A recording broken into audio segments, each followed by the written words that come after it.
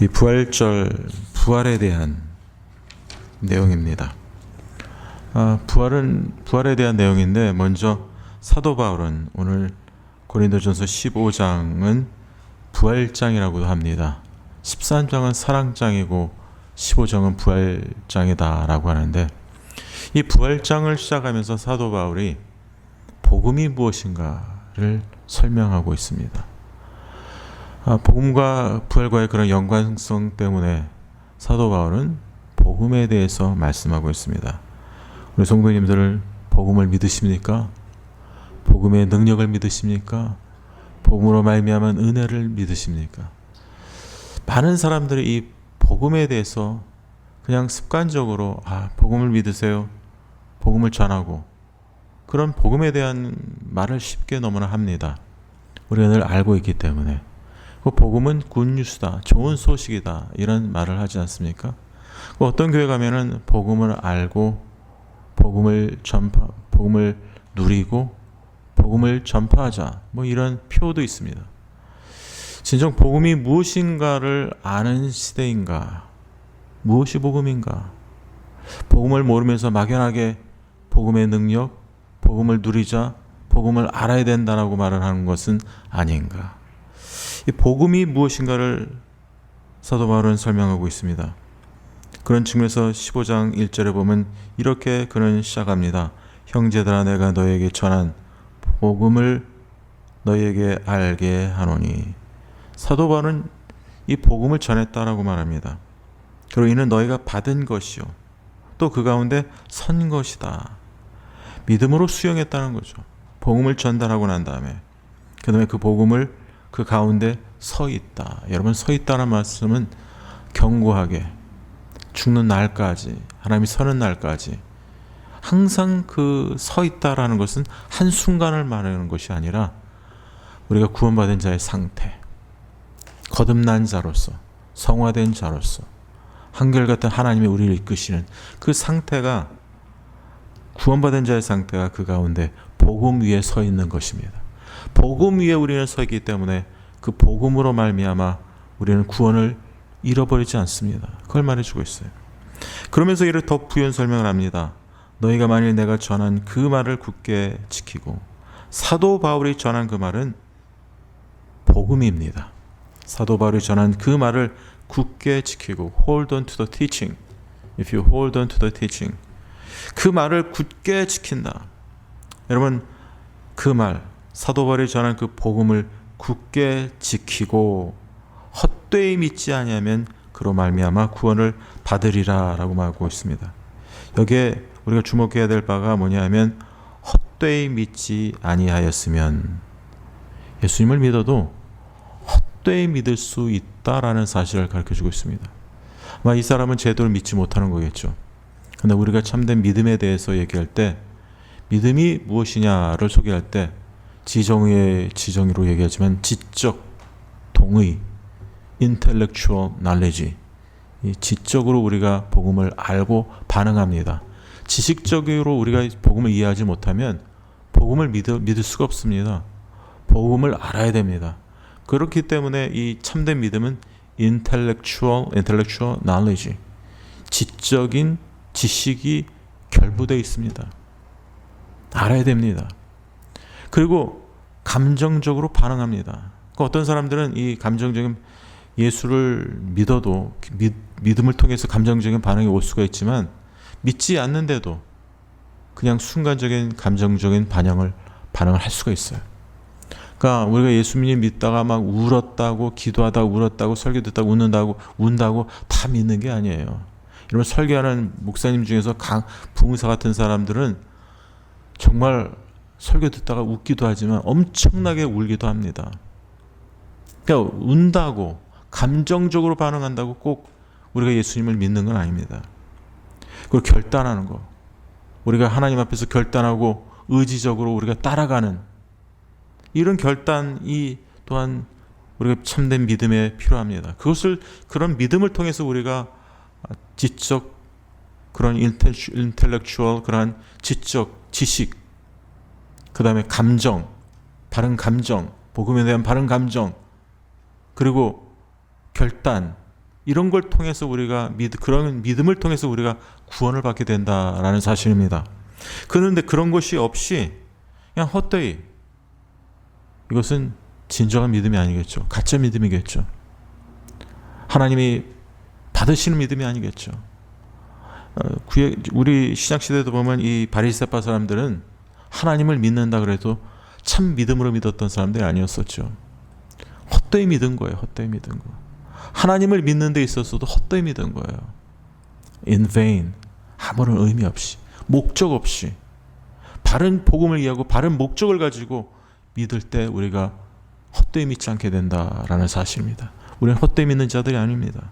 그러나 그 말씀을 굳게 짓고 헛되이 믿지 아니하면, 바른 목적과 이해를 가지고 우리가 지적으로 바로 이해하고 알고 그 다음에 바른 감정으로 반응하면서 결단하고 우리가 믿게 된다면, 그리고 그것을, 그 말씀을, 복음을 끝까지 굳게 지킨다면 구원을 받는다라고 성경은 말씀하고 있어요. 그래서 만약 내가 전한 그 말이 뭐예요? 복음입니다. 굳게 지키고 헛되이 믿지 아니하면 그로 말미암아 복음으로 말미암아, 복음 그 자체가 능력이기 때문에 그로 말미암아, 복음으로 말미암아 구원을 받으리라라고 말씀하고 있습니다. 여러분들에게도 복음으로 말미암아 구원을 받으시는 성도님들 되시길 바랍니다. 그러면은 여러분들은 그 말씀을 굳게 지키고 헛되이 믿지 않아야 됩니다. 여러분, 헛되이 믿지 않는, 지정의에 걸쳐서 의지적인 결단, 감정적 반응, 지적인 이해를 가지고 우리가 예수님을 믿을 때 그 말을 구원받은 자로서 그 믿음을 통해서 우리가 굳게 지킵니다. 변화되지 않습니다. 여러분, 굳게 지킨다는 말이 뭘까요? 영어 성경에 쓰면 hold fast, hold firmly to the word, 아니면 hold fast, 이렇게 돼 있죠. 그 말을, 복음의 말을 굳게 지킨다는 거. 여러분들이 내가 이 하나님의 말씀을 내가 믿으니까 굳게 지키고 이게 하나님의 말씀 붙든다는 의미입니다.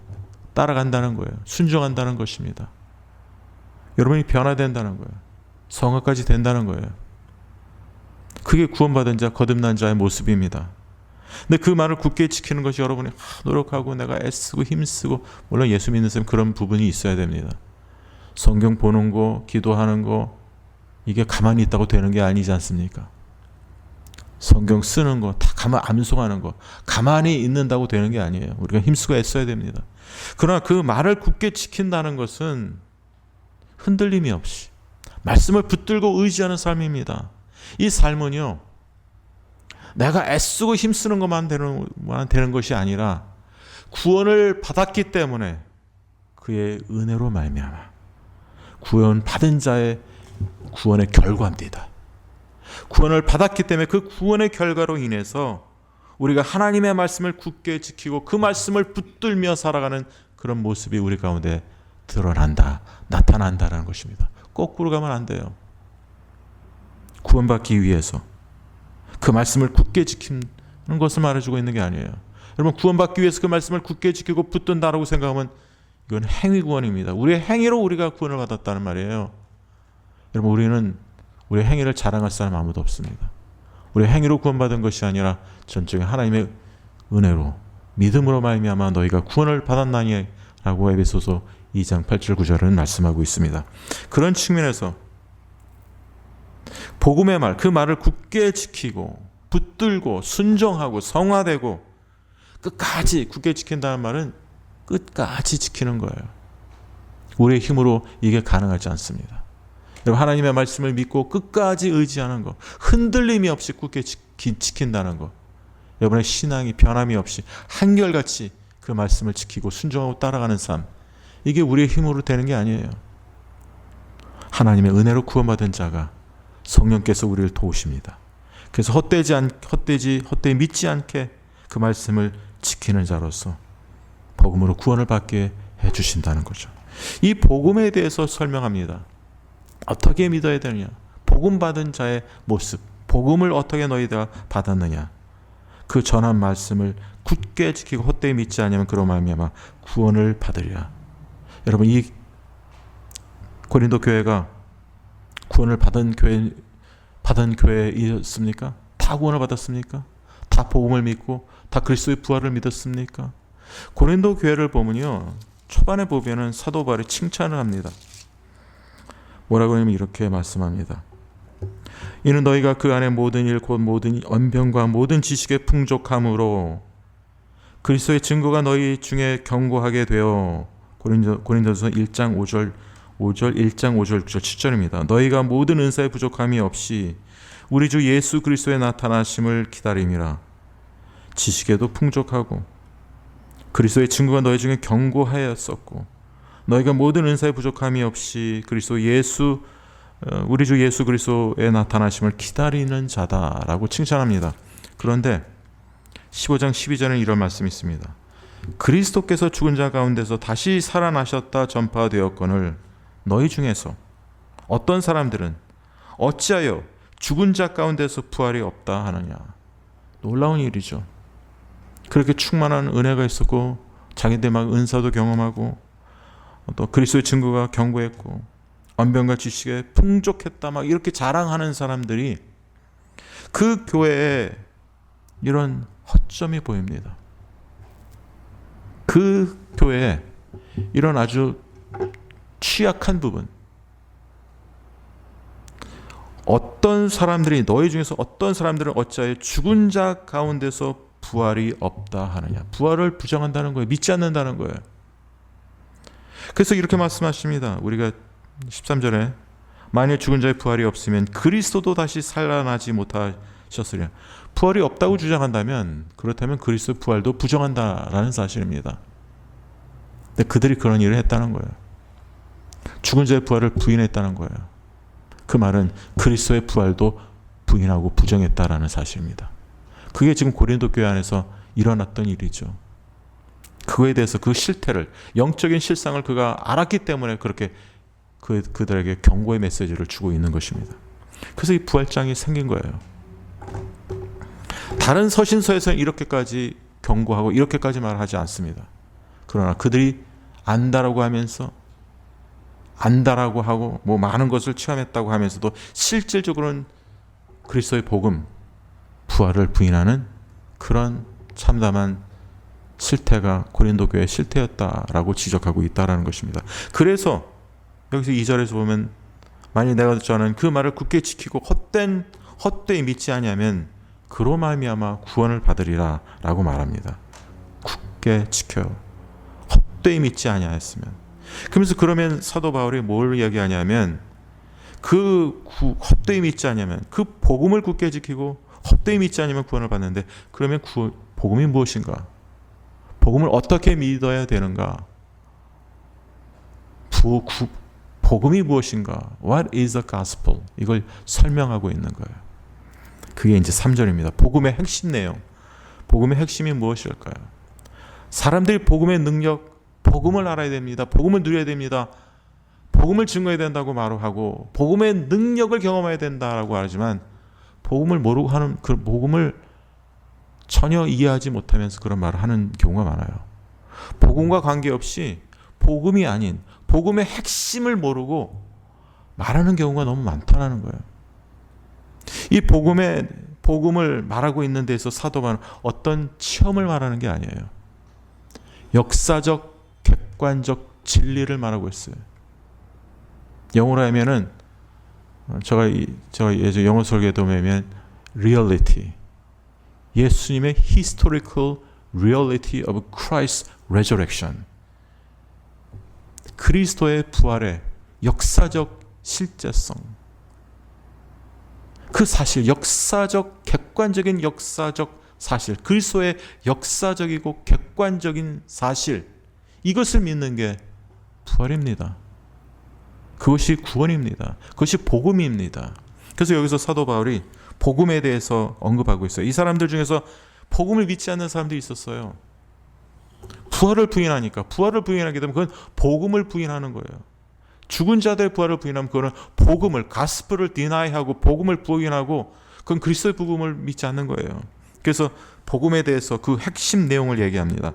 3절, 내가 받은 것을 먼저 너희에게 전하였노니, 사도 바울이 받은 것은 사람들한테 받은 것이 아닙니다. 갈라디아서 1장에 보면 자기가 계시로 인해서 계시를 받아서 자기가 그렇게 증거하고 있다라고 말씀하고 있습니다. 갈라디아서 1장에 보면 이런 말씀이 있습니다.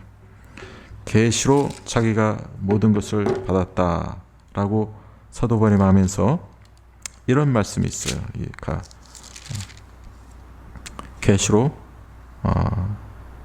이렇게 이제 갈라디아서 1장 이렇게 제가 갑자기 생각하다가 여기 있네요. 갈라디아서 1장 12절에 보면 11절 형제들아 내가 너에게 알게 하노니 내가 전한 복음은 사람의 뜻을 따라 된 것이 아니니라. 이는 내가 사람에게서 받은 것도 아니요 배운 것도 아니요 오직 예수 그리스도의 계시로 말미암은 것이다. Revelation from Jesus Christ. 그리스도의 계시, 하나님의 계시, 그리스도의 계시로 말미암아 자기가 받았다는 거죠. 그것이 무엇이냐? 그것이 복음이라는 거예요. 그리스도로 말미암아, 그리스도의 계시로 말미암아 받은 것이 복음이라는 거예요. 그 복음을 내가 너에게 전했다라고 말하고 있습니다. 내가 받은 것을 먼저 너에게 전하였노니 받은 그 계시, 말씀을 자기가 전했다라고 말합니다. 이는 성경대로 그리스도께서 우리 죄를 위하여 죽으시고, 자 이제 복음에 대해서 설명할 때 이렇게 말씀하십니다. 그리스도께서 우리 죄를 위하여 죽으셨다. 여러분, 그리스도께서 여러분과 우리의 죄를 죽으셨어요. 그리스도는요, 자기 자신의 죄를 위해서 죽은 분이 아닙니다. 죄가 없으신 분입니다. He's a sinless. Jesus is a sinless라고 그러죠. 자기 죄 때문에 죽은 분이 아니에요. Jesus never died because of his own sin. 자기 죄 때문에 죽은 게 아니에요. 누구 때문에 죽어요? 여러분과 우리의 죄를 위해서. 우리의 죄를 위해서 예수님이 죽으셨다고. 그래서 제가 금요일날 그 죽음을 대속적 죽음, 우리를 대신해서 속죄 제물로 드리신 죽음이다 라고 설명했습니다. Christ atoning sacrifice or redemptive death, redemption, 구속적인 죽음이에요. redemptive death 아니면 atoning sacrifice. 우리를 위해 속죄 제물로 우리의 죄 때문에 우리의 죄를 탕감하고 구원하시고 우리의 죄를 용서하시기 위해서 그 자신을 하나님 앞에 드리는 흥양 없이 드리셨던 그 속죄 제물로 예수님은 십자가 못 박혀 죽으신 거예요. 그 죽음이 동물 제사에서 잡아서 소나 양이나 잡아서 드리는 그 속죄 제물을 드렸던 것 같이 자기 자신을 속죄 제물로 하나님께 드리신 거예요. 누구 때문에요? 여러분과 저의 죄를 위해서. 우리의 죄를 위해서. 그분이 자기를 위해서 죽으신 게 아니라 우리의 죄 때문에 우리를 위해서 대신해서 모든 죄를 짊어지시고 우리 때문에 우리를 위하여 죽으신 거예요. Because of our sin, for our sin, He died on the cross. 그래서 예수님이 죽으신 거예요. 그래서 대속적 죽음이 바로 우리의 구원의 근간이 되고, 여러분 그분의 죽음 때문에 우리가 우리의 죄를 용서받고 의롭다함을 받고 구속이 완성된 거예요. 그래서 우리 죄를 위해 죽으셨어요. 모든 우리의 죄를 짊어지시고 우리를 대신해서 우리의 죄 때문에 죽으시고 그 다음에 장사 지낸 바 되었다. 이 장사 지냈단 말은 뭐냐면 예수님의 죽으심을 객관적으로 보는 거예요. 장사할 때 보면 이 주위의 사람들이 무덤에다 집어넣고 어떤 그런 거 하지 않습니까? 사람들이 보지 않습니까? 예수님의 부활만 증인이 있는 게 아니라 예수님의 죽으심, 장사한 것을 본 목격자들이 있는 거예요. 객관적인 사건이라는 거예요. Historical reality라는 말이에요. 역사적, 객관적 사실. 여러분 이것이 중요합니다. 역사적이고 객관적 사실을 믿는 게 예수님 믿는 거예요. 그리고 반응하는 겁니다. 그리고 그리스도께서 우리 죄를 위해 죽으시고 장사 지낸 바 되었다가 성경대로 사흘 만에 다시 살아나서 부활했다는 거예요. 사흘이라는 건 third day. He raised on the third day. 3일째 그분이 부활하셨다. Resurrected. He rose from the dead on the third day. 3일, 사흘 만에 부활했다. 사흘 만에 세 번째 되는 날, third day에 예수님이 부활하셨다는 거예요. 이게 복음이라는 거예요. 여러분, 이 복음에 대해서 여러분 어떤 반응하십니까? 여러분, 이것이 진정 복음이고 이 복음을 믿는 것이 구원을 받는 자입니다. 이 복음에 대해서, 역사적 사실에 대해서 여러분들 반응하십니까? 믿음으로 반응하십니까? 믿음으로 반응하지 않으면 여러분 헛되이 믿는 거예요.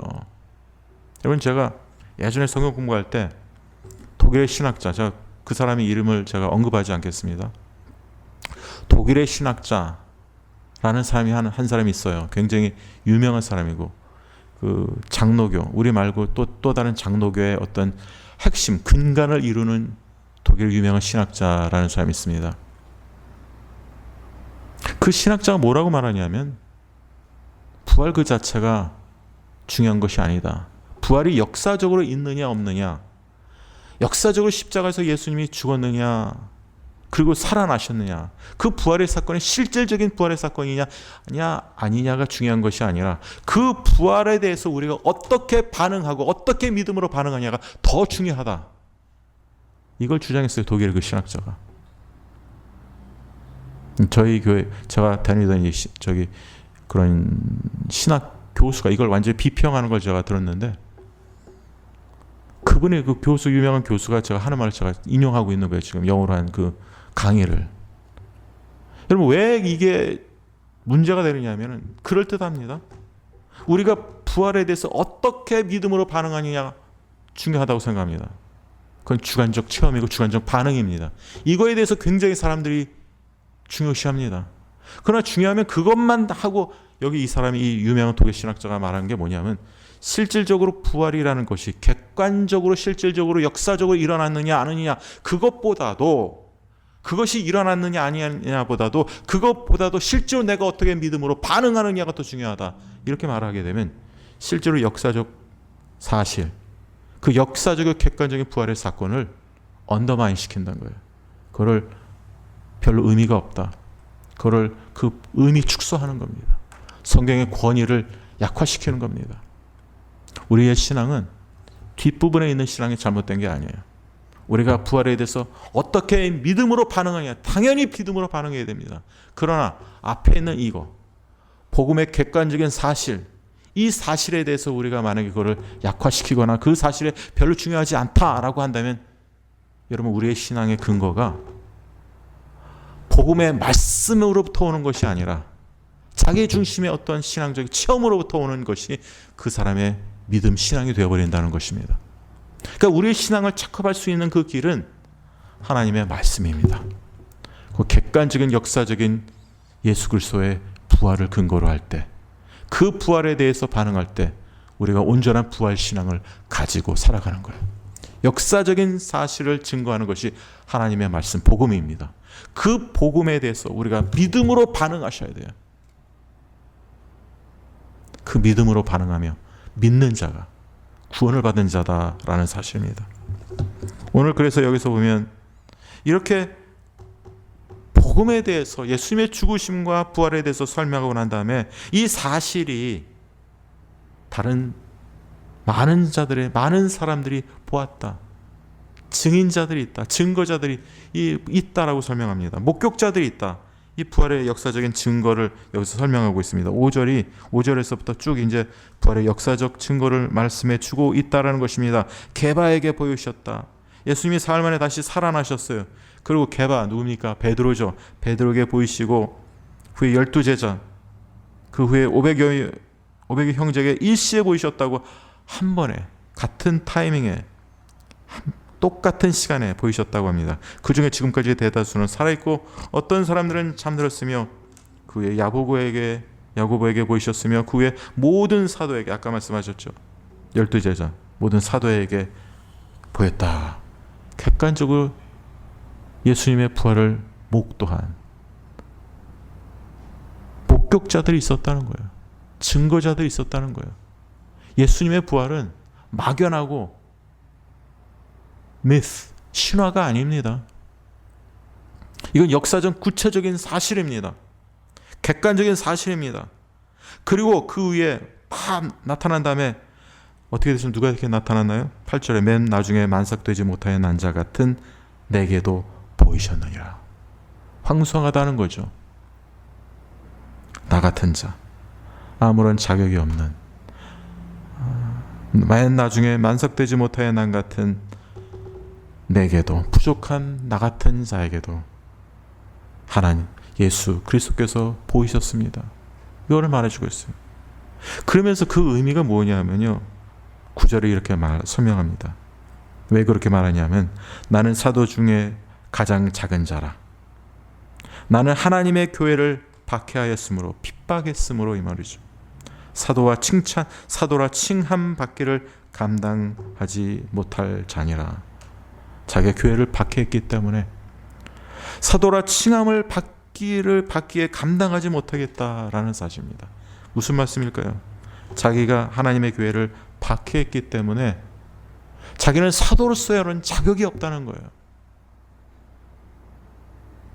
여러분, 사도로서의 자격이 미달된다. 그 사도로서 부름을 받기에 자기는 감당하지 못한다라고 이렇게 말합니다. 근데 이것은 겸손만이 아니에요. 우리가 뭘 가르쳐주고 있냐면은 우리도 다 같은 거예요. 우리도 하나님의 은혜로 부름을 받아서 구원받게 된 거, 중생하게 된 거, 하나님의 자녀가 된 거, 다 우리가 자격이 있어서 하나님의 부르심을 받았습니까?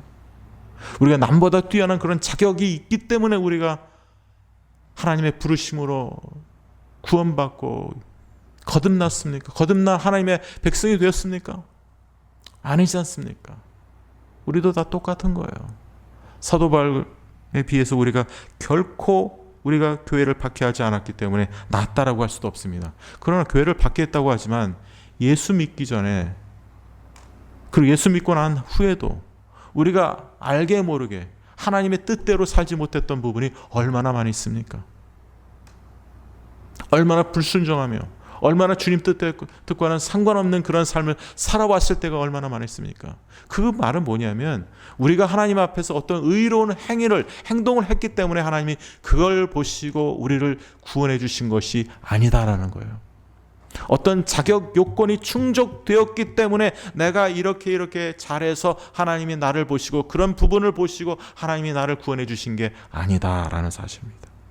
그렇다면 지금 사도 바울이 뭘 말하고 있느냐면, 그렇게 사도를 감당하지 못하고 자격이 없고 교회를 박해하고 사도 중에 가장 작은 자였습니다.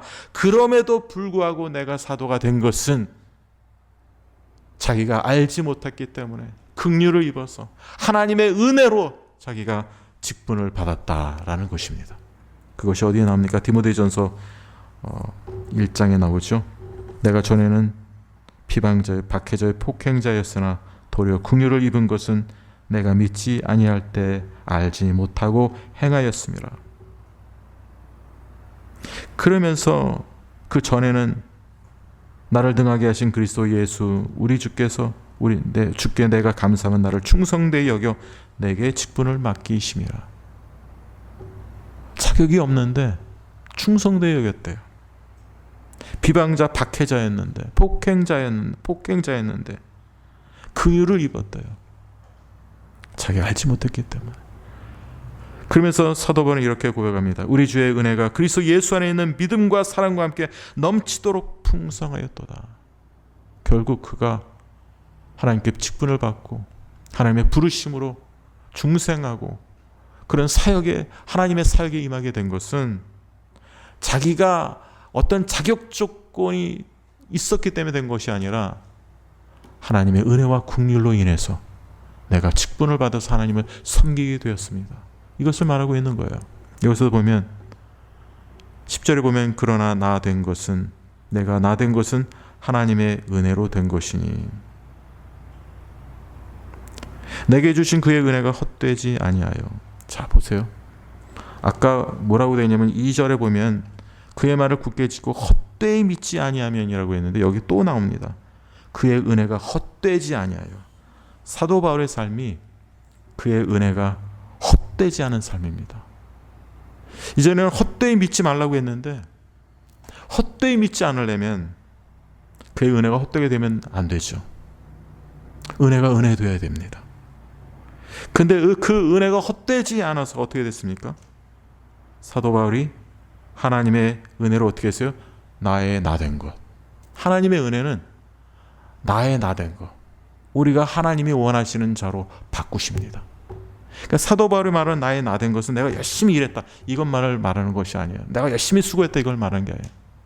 사도 바울의 전삶, 예전에 폭행자고 교회를 핍박하던 자가 완전히 그의 삶이 변화된 거예요.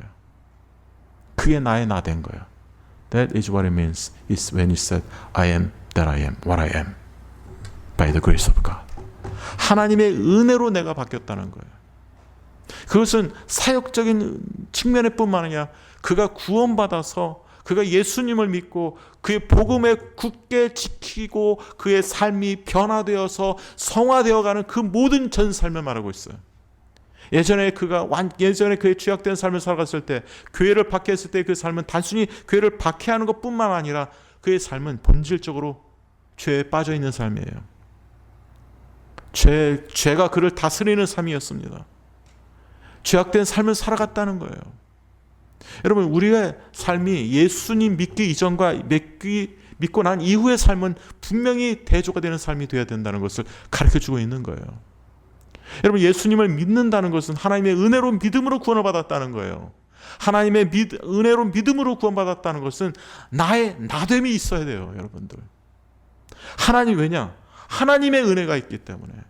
이 은혜라는 건요, 내가 예수님을 믿을 때 예수님을 모르는 자에게, 예수님을 알지 못하는 자에게 그의 은혜로 역사에서 우리가 믿음을 갖고 구원을 받게 하는 것으로만 끝나는 게 아니라는 거예요.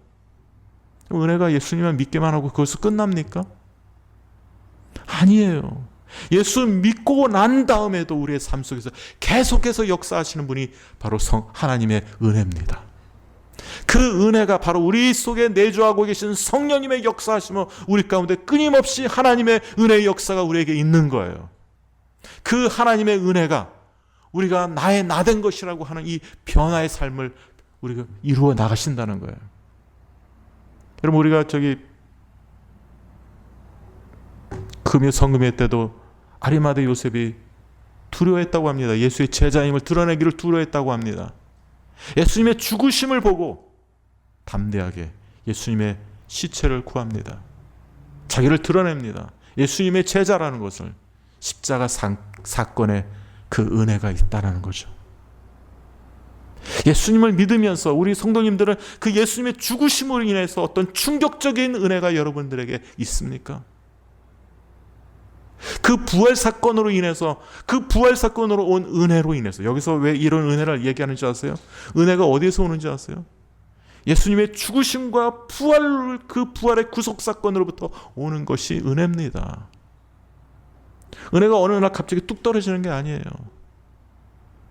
예수님의 죽으심과 부활을 믿는, 복음을 믿는 자에게 주어지는 것이 은혜라는 거예요. 그럼에도 불구하고 많은 사람이 복음 하지만 실제로 그 복음의 핵심 중심 사상은 예수님의 죽으심과 부활로 인해서, 그 구속으로 인해서 그 구속을 믿는 자에게 주시는 것이 바로 믿음이요 구원입니다. 하나님의 은혜로 믿음으로 너희가 구원을 받았나니, 그 은혜가 여러분 예수 믿고 난 다음에도 여러분과 저를 압도합니다. 우리가 죄 짓고 범죄하고 불순종하고 죄 가운데서 막 살아갈 때도 우리의 마음을 주장했어요. 너 그렇게 살면 되겠니? 네 마음대로 그렇게 살면 되겠니? 그렇게 불순종하며 살아가도 되겠니? 지금 그 모습대로 살아가도 되겠니? 그렇게 살면 되지 않겠니? 하나님의 은혜와 사랑을 긍휼을 하는 네가 지금 그 모습대로 살아가면 하나님이 기뻐하시겠느냐? 그걸 우리에게 깨닫게 해주세요. 감동해 주세요. 말씀을 통해서 우리의 마음을 조명해 주세요. 내 삶 속에서 동기부여를 하십니다. 그래서 하나님의 말씀에 따라 살아가게 하시는 거예요. 그게 성화고, 그 성화라는 것은 우리가 두 가지 면입니다. 내면이 변화됩니다. 성령의 역사로, 성령의 열매를 맺으며. 이거 완벽하진 않죠. 조금씩. 근데 정말 이 십자가의 구속, 예수님의 그 죽으심과 부활에 대한 인식이 없게 되면요, 문제는 뭐냐면 내가 성화되는 거, 우리가 성화되는 거에 대해서 인식이 없이 삽니다. 다 그렇지. 그러나 중요한 것은 그리스도의 죽으심과 부활로 말미암은 그 은혜는 믿음으로 말미암아 주어진 믿음을 통해서 우리가 죄질 때 믿음으로 하나님께 돌이키게 합니다. 믿음으로 회개하며 하나님께 돌이키게 합니다. 그리스도께로 돌이키게 합니다. 이것이 은혜의 역사예요. 이것이 성령의 역사예요. 성령이 감화 감동하십니다. 그래서 우리가 변화돼요. 그 변화는요, 우리의 내적인 변화뿐만 아니라 우리의 외적인 삶 속에서도 그리스도의 증인으로 살게 하십니다. 복음을 위해서 헌신하게 합니다. 복음을 위해서 그 누구보다도 내가 헌신해야 되겠구나 하는 인식의 변화가 완전히, 삶의 방향이 완전히 달라집니다. 사도 바울이 그 다음에 뭐라고 말하는지 아십니까? 나의 나 된 것은 하나님의 은혜로 된 것이 내게 주신 그의 은혜가 헛되지 아니하여. 자, 헛되지 않는다고 합니다. 변하니까, 성화되니까 내가 모든 사도보다 더 많이 수고하였으니, 자, 그 은혜가 어떻게 됩니까? 내가 모든 사도보다 더 많이 수고하게 합니다. 여러분, 은혜는요, 헛되이 주지 않으세요. 너희가 은혜를 헛되이 받지 말라고 고린도 후서에도 나와 있지만, 그 은혜가 우리로 하여금 주님을 위해서 헌신하고 주님을 사랑하게 하시고 주님을 위해서 살아가는 삶의 방향으로 완전히 변화시킵니다. 그래서 내가 모든 사도보다 더 많이 수고하게 됩니다. 이것이 은혜의 역사예요. 정말 은혜로 구원받은 사람은 이 풍성한 은혜가 우리 가운데 항상 충만해야 된다는 것을 가르쳐주고 있는 거예요. 여러분, 이런 은혜를 항상 받으시길 바랍니다. 근데 여기 사도 바울이 이렇게 말합니다. 내가 모든 사도보다 더 많이 수고했으나, 그 다음에 내가 한 것이 아니요 오직 나와 함께 하신 하나님의 은혜로라. 모순이 아닙니다. 아이러니가 아닙니다. 내가 했습니다. 내가 열심히 더 사도보다, 다른 모든 사도보다 더 많이 수고하고 했습니다. 그럼에도 불구하고 내가 한 것이 아니라고 합니다. 내가 한 것이 아니요 나와 함께 하신 하나님의 은혜로라. 여러분, 하나님의 은혜가 여러분과 함께 하시기를 주님의 이름으로 축원합니다. 그 은혜가 우리를 바꿉니다. 내면적인 삶에 있어서나 외적인 그리스도를 증거하는 삶에서나 내적, 외적으로 우리를 바꾸시는 분은 하나님의 은혜라는 거예요. 우리가 아니에요. 그분의 하나님의 은혜가 있을 때 우리는 그의 도구로서 하나님의 사용하시는 그 주권적인 권능의 손에 붙들려서, 능력의 손에 붙들려서 우리는 사용되어지는 도구로 주님의 영광을 위해서 드려지는 것입니다. 이것이 그리스도인의 삶이에요. 사도 바울이나 우리나 다 한결같은 그런 위치에 있다라는 사실을 잊지 마시기를 바랍니다. 하나님의 주권적인 뜻과 인간이 가지고 있는 어떤 책임의식, Sovereign will of God, Human responsibility, 인간의 책임과 인간이 마땅히 해야 될 그런 수고와 책임과 하나님의 주권적인 뜻은 서로 공존하는 거예요. 공존하는 거. 서로 막는 게 아닙니다.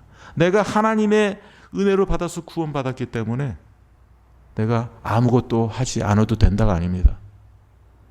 내가 구원받았기 때문에 내가 나가서 전도할 필요도 없다. 어차피 하나님은 택한 백성은 자기가 구원하고 이끌으시기 때문에 내가 할 필요가 없다. 이게 아닙니다. 하나님의 은혜로 내가 구원을 받았기 때문에 하나님은 그의 택한 백성들을 하나님께로 인도하시면 우리는 누가 택했는지를 몰라요. 그러니까 우리가 나가서 전도해야 되는 거예요. 그리고 우리는 하나님의 뜻을 모르기 때문에, 그렇지만 하나님의 뜻으로 우리를 구원받은 사람은 하나님의 뜻대로 적극적으로 순종하며 살아가야 된다라는 것이 성경적 가르침입니다. 오늘 그러한 삶이 은혜에 붙들려 사는 삶이고 그 은혜가 우리와 함께하는 자의 삶입니다. 그럼 이런 하나님의 은혜가 우리와 함께해서 되어지는 삶이라는 것을 인식할 때요, 한 가지 오는 게 있어요. 무엇인지 아십니까? 나를 자랑할 수가 없어요. 나를 드러낼 수가 없어요. 왜냐하면 내가 하는 것이 아니라 내가 그렇게 수고하고 다른 사도보다 더 열심히 수고해도 그것은 내가 아니라 나와 함께 하신 하나님의 은혜이기 때문에 내가 자랑할 게 없는 거예요. 내가 다른 사람보다 낫다라고 할 수도 없는 거예요. 내가 한 일이 아니라 내 속에 계신 하나님의 은혜, 나와 함께 하셨던 하나님의 은혜, 그분이 성령 하나님이 하셨기 때문에 나는 아무것도 자랑할 수 없다라는 사실입니다. 이것이 크리스천의 삶이에요. 내가 아닌 우리 하나님께 영광 돌리고 우리 하나님을 높이고 그분이 나와 함께 하시기 때문에 하나님의 은혜가 나와 함께 하시기 때문에 그의 사랑이 그의 은혜가 나를 강권하기 때문에 내가 주의 도구로 더욱 열심히 순종하고 살아갈 수밖에 없다라는 이 사실 앞에서 하나님의 은혜가 여러분 충만한 삶을 살아가시길 바랍니다. 그 하나님의 은혜는 예수님의 죽으심과 부활로 그 구속으로 말미암아 되어진 은혜다. 그 구속을 믿는 자, 예수님의 죽으심과 부활을 믿는 자에게 주시는 것이 하나님의 은혜입니다. 그런 은혜로 말미암아 우리가 변화의 삶을 살아가시는 줄 믿습니다. 그런 변화의 역사가 하나님이 이루어 주시는 은혜의 변화가 우리에게 모든 성도님들 개개인에게 있고 충만히 있기를 간절히 소원하고 축원합니다. 기도하겠습니다.